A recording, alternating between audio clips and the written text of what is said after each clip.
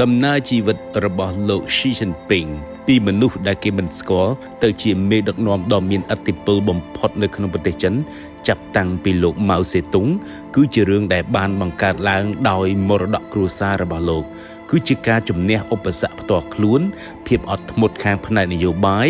និងការបង្រួបបង្រួមអំណាចស្ថាប័នដ៏អស្ចារ្យដោយបានកើតនៅថ្ងៃទី15ខែមិថុនាឆ្នាំ1953នៅក្នុងទីក្រុងប៉េកាំងកុមារស៊ីបានធំធាត់ក្នុងនាមជាអ្នកប្រុសដែលគេនិយមហៅគណៈពេលដែលឪពុករបស់គាត់ឈ្មោះ Xi Jong-sun ដែលជាមន្ត្រីជាន់ខ្ពស់បដិវត្តន៍កុម្មុយនីសដ៏គួរឲ្យគោរពម្នាក់បានបម្រើការក្នុងនាមជាឧបនាយករដ្ឋមន្ត្រីទោះបីជាយ៉ាងណាក៏ដោយសិទ្ធិនេះបានបាត់បង់នៅក្នុងអំឡុងពេលបដិវត្តន៍វប្បធម៌នៅក្នុងឆ្នាំ1666ឪពុករបស់គាត់ត្រូវបានគេកម្ចាត់ធ្វើឲ្យអាម៉ាស់មុខហើយត្រូវបានឃុំឃាំង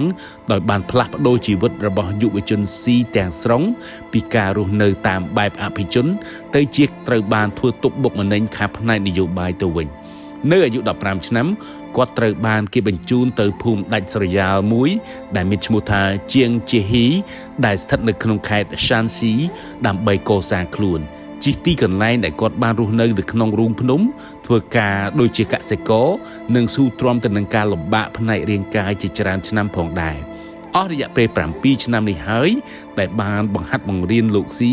ឲ្យមានភាពអត់ធ្មត់មានវិន័យនិងអាចភ្ជាប់ទំនាក់ទំនងជាមួយប្រជាជននៅតាមជនបទដោយបទពិសោធន៍នេះត្រូវបានគាត់ប្រើដើម្បីបង្ហាញជាសាធារណៈនៅក្នុងប្រទេសចិនថាគាត់បានយល់អំពីការតស៊ូរបស់មនុស្សសាមញ្ញដោយសារបទពិសោធន៍ទាំងនេះបន្ទាប់ពីភាពចលាចលនៃបដិវត្តន៍វប្បធម៌បានធូរស្រាលលោកស៊ីបានត្រឡប់មកទីក្រុងប៉េកាំងវិញបន្ទាប់ពីការប៉ុនប៉ងបរាជ័យជាច្រើនលើកដោយសារតែការមាក់ងាយខាងផ្នែកនយោបាយដែលសល់ពីកេរឪពុករបស់គាត់នៅទីបំផុតគាត់ត្រូវបានទទួលយកដោយបកកុម្មុយនីសចិន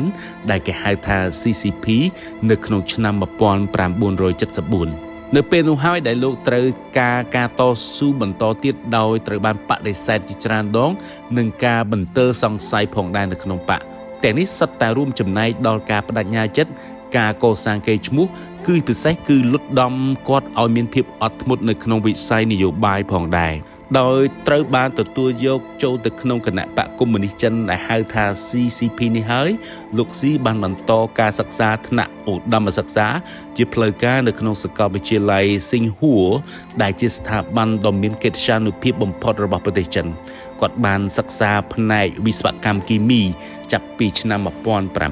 1975រហូតដល់ឆ្នាំ1979ក្នុងអំឡុងពេលដែលការអប់រំថ្នាក់ឧត្តមសិក្សាកំពុងតែត្រូវបានស្ដារឡើងវិញបន្ទាប់ពីការរំខានអស់រយៈពេលជាច្រើនឆ្នាំក្រោយមកក្នុងអាជីពរបស់លោកស៊ីបានត្រឡប់មកសាកលវិទ្យាល័យស៊ីងហួរនេះវិញដើម្បីទទួលបានសញ្ញាបត្របណ្ឌិតផ្នែកច្បាប់ដោយផ្ដោតទៅលើទ្រឹស្ដី Marx និយម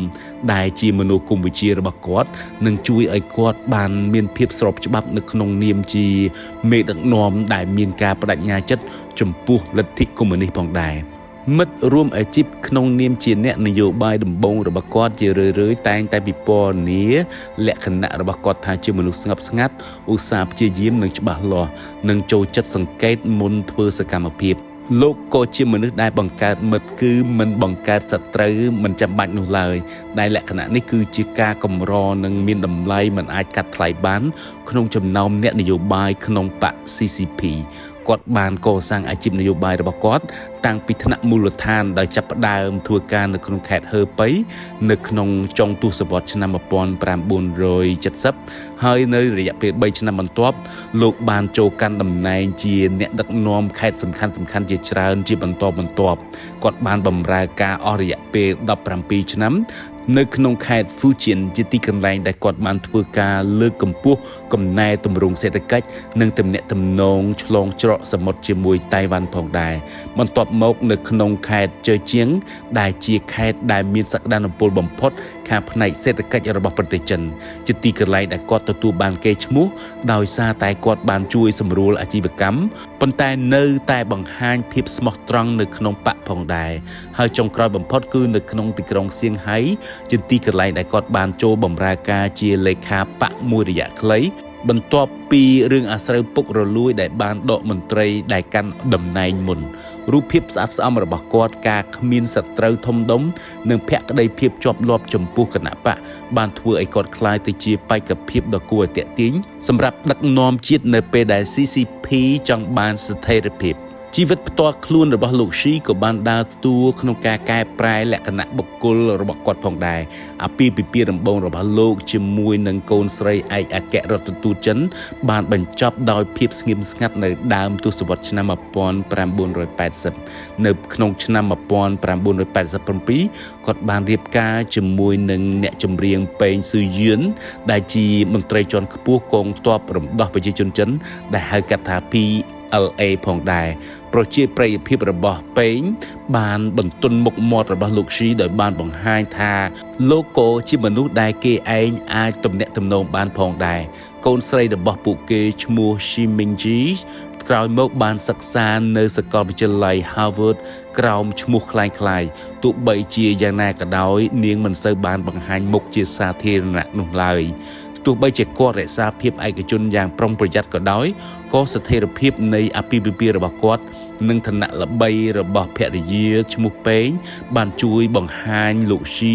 ថាជាអ្នកដឹកនាំដែលមានវិន័យនិងជាបរិសុទ្ធដែលតម្រង់ទិសក្នុងគ្រួសារផងដែរការផ្លោះចូលទៅកាន់តំណែងថ្នាក់កំពូលរបស់ជាតិបានចាប់ផ្ដើមនៅក្នុងឆ្នាំ2007នៅពេលដែលលោកបានចូលជាសមាជិកគណៈកម្មការអចិន្ត្រៃយ៍ការិយាល័យនយោបាយនិងជាស្ថាប័នធ្វើការសម្រេចចិត្តខ្ពស់បំផុតរបស់គណៈបក CCP 5ឆ្នាំក្រោយមកគឺនៅក្នុងឆ្នាំ2012លោកត្រូវបានជ្រើសរើសជាអគ្គលេខាធិការបកហើយនៅក្នុងឆ្នាំ2013លោកបានក្លាយទៅជាប្រធានាធិបតីចិនអ្វីដែលធ្វើឲ្យអ្នកតាមដានមានការភ្ញាក់ផ្អើលនោះលោកបានផ្លាស់ទីទៅកាន់អំណាចថ្នាក់ជាតិដ៏កំពូលបំផុតយ៉ាងលឿនលោកបានចាប់ផ្ដើមការប្រឆាំងអំពើពុករលួយដ៏ធំដោយផ្អែកទៅលើទាំងខ្លាទាំងរុយគឺមានន័យថាការបោសសម្អាតមន្ត្រីដែលជាប់ពាក់ព័ន្ធទៅនឹងអំពើពុករលួយពីមន្ត្រីជាន់ខ្ពស់ទៅកាន់មន្ត្រីថ្នាក់ទាបនៅការិយាល័យផងដែរយុទ្ធនាការនេះបានដាក់ទណ្ឌកម្មមន្ត្រីជាង1លាននាក់ដោយលុបបំបាត់បកពួកគូប្រជែងនិងបានបំពេញមុខតំណែងសំខាន់ៗដែលជាមនុស្សរបស់លោកស៊ីឬសិតជាមនុស្សដែលជំពាក់គុណលោកស៊ីពីការធ្វើឲ្យរស់រានមានជីវិតខាងផ្នែកនយោបាយផងដែរ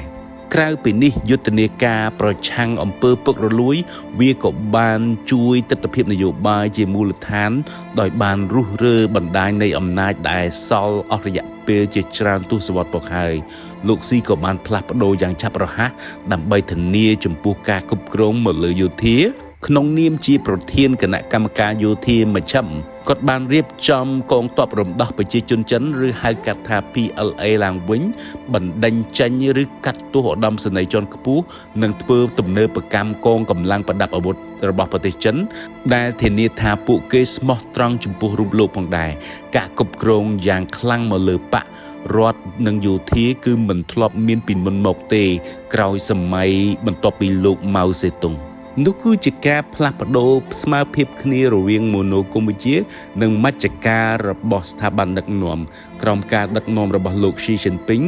គឺជាគំនិតបែបសង្គមនិយមកែច្នៃឲ្យស្របទៅតាមបែបផែនរបស់ប្រទេសចិនសម្រាប់យុគសម័យថ្មីដែលត្រូវបានដាក់បញ្ចូលគ្នាទាំងនៅក្នុងបកនិងរដ្ឋធម្មនុញ្ញជាតិផងដែរដោយបានឲ្យតម្លៃលោកស្មើភាពទៅនឹងលោកម៉ៅសេតុងផងដែរនៅក្នុងឆ្នាំ2018ប្រទេសចិនបានលុបចោលការកំណត់អាណត្តិប្រធានាធិបតីដែលអនុញ្ញាតឲ្យលោកស៊ីអាចគ្រប់គ្រងប្រទេសចិនបានមួយជីវិតទៀតផងលោកស៊ីបានពង្រឹងការគ្រប់គ្រងរបស់បកមកលើសេដ្ឋកិច្ចប្រព័ន្ធផ្សព្វផ្សាយការអប់រំក្រុមហ៊ុនឯកជនអ៊ីនធឺណិតសង្គមស៊ីវិលនិងរដ្ឋាភិបាលមូលដ្ឋានផងដែរការប្រើប្រាស់បច្ចេកវិទ្យាដើម្បីតាមឃ្លាំមើលបានរីកចម្រើនយ៉ាងឆាប់រហ័សការត្រួតពិនិត្យកាន់តែខ្លាំងក្លាជាងមុនហើយចលនាជាតិនិយមបានប្រែក្លាយទៅជាស្នូលនៃវប្បធម៌សាធារណៈ ជាអន្តរជាតិលោកស៊ីបានជំរុញឲ្យប្រទេសចិនក្លាយទៅជាមហាអំណាចមួយនៅក្នុងពិភពលោកតាមរយៈគំនិតផ្ដួចផ្ដើមដូចជាគម្រោងខ្សែក្រវ៉ាត់និងផ្លូវការពង្រីកវត្តមានយោធារបស់ចិននិងគោលនយោបាយការបរទេសដ៏រឹងមាំបន្ថែមទៀតសមិទ្ធផលដ៏ធំធេងរបស់លោកស៊ីជីនពីងបើយោងទៅតាមរបាយការណ៍គឺមានដូចជាការជួយពលរដ្ឋដែលនៅសេសសល់ពីភាពក្រីក្រខ្លាំងការអនុវត្តការប្រឆាំងអំពើពុករលួយដ៏ធំបំផុតនៅក្នុងប្រវត្តិសាស្ត្ររបស់គណបក្ស CCP ការធ្វើទំនើបកម្មយោធានិងលើកកម្ពស់ឋានៈរបស់ប្រទេសចិននៅក្នុងពិភពលោកផងដែរ